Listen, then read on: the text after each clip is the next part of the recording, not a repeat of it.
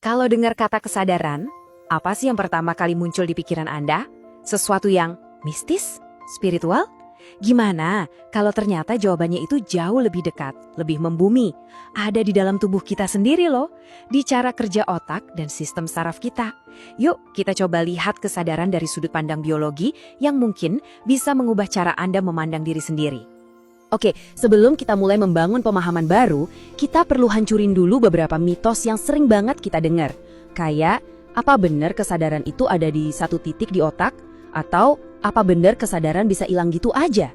Nah, ayo kita bongkar satu persatu. Mitos pertama, dan ini yang paling umum, kesadaran dianggap sebagai benda. Ini keliru banget. Anda nggak bisa loh nunjuk satu bagian otak, terus bilang, nah kesadarannya adanya di sini. Bukan gitu cara kerjanya. Kesadaran itu lebih mirip kayak musik yang dimainkan oleh sebuah orkestra. Hasil kerja bareng, bukan cuma satu alat musik.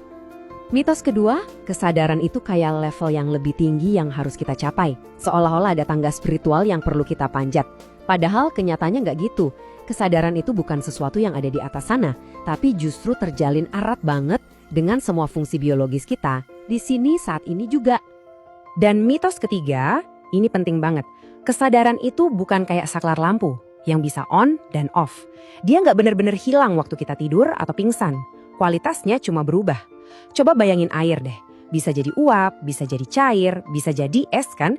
Nah, kesadaran kita juga gitu. Kualitasnya berubah-ubah tergantung kondisi tubuh kita. Jadi kalau kesadaran itu bukan benda, bukan level dan nggak bisa hilang, terus apa dong? Nah, ini dia intinya. Kesadaran adalah sebuah fungsi biologis, sebuah proses yang terus berjalan, hasil dari kerjasama yang luar biasa antara tubuh dan otak Anda, yang bikin Anda bisa hadir di sini sekarang. Nah, sekarang pertanyaannya, gimana proses biologis ini bekerja? Ternyata nih, semua pengalaman sadar kita itu ditopang sama 3 pilar utama. 3 fondasi ini adalah kunci buat ngerti semuanya. Ayo kita bedah. Coba bayangin ya, ada pusat komando, yaitu otak. Terus ada jaringan komunikasi super canggih, yaitu sistem saraf. Dan ada agen-agen di lapangan, yaitu seluruh tubuh Anda.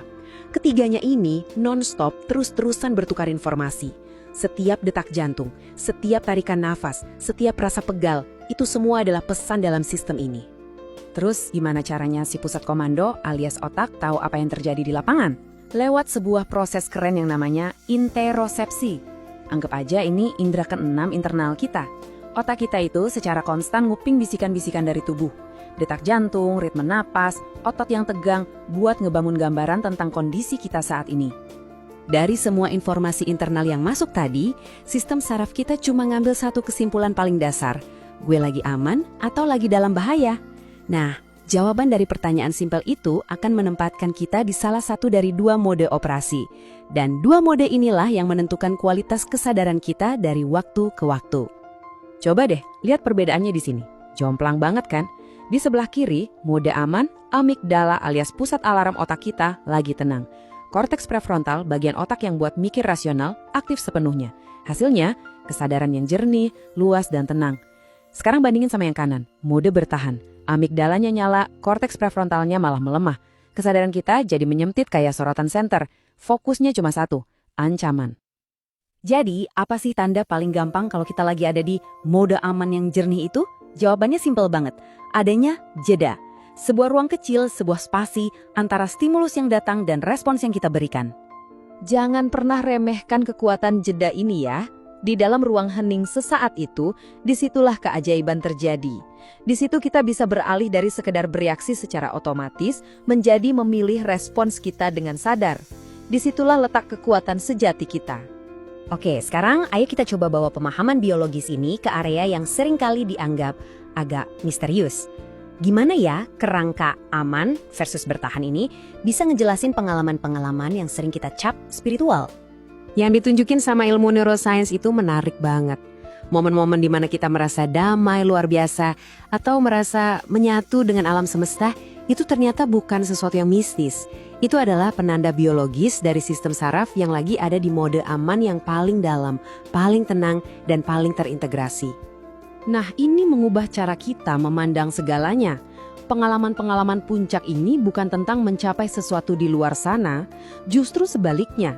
Itu terjadi ketika tubuh kita akhirnya merasa cukup aman buat nurunin perisainya.